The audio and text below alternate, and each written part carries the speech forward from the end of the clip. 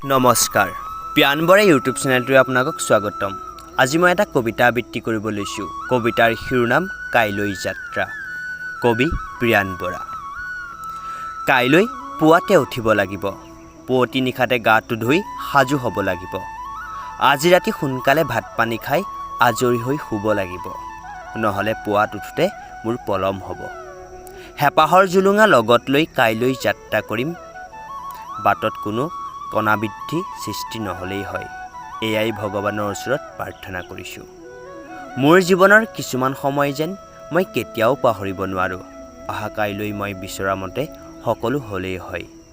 আজি মন মোৰ ইমান চঞ্চল কিয়, একোৱেই বুজিব পৰা নাই। তথাপিতো ইমান দিনৰ মূৰত তেওঁক লগ পাম, মনটো কিবা এটা ভাল লাগি আছে তাকে ভাবি। অতদিনে ফোনত কথা পাতি থকা মানুহজনক কাইলৈ সন্মুখত লগ পাম, জানিব পাৰিম মোৰ মনে বিচৰা মানুহজন আচলতে কেনেকুৱা। ইমানবোৰ কথা চিন্তা কৰিলে বেয়া, তথাপিতো মোৰ মন তেওঁৰ ভাৱ চাপি আহে। যেতিয়া ষ্টেচনৰ পৰা ৰেলগাড়ীখন ওলাব, পাছতহে চিন্তা নাইকিয়া হ'ব।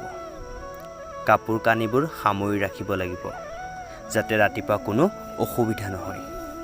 সঁচা কথা, মনৰ মাজত কাৰোবালৈ লিখা চিঠিখন নিজ হাতে কাইলৈ প্ৰেৰণ কৰিম।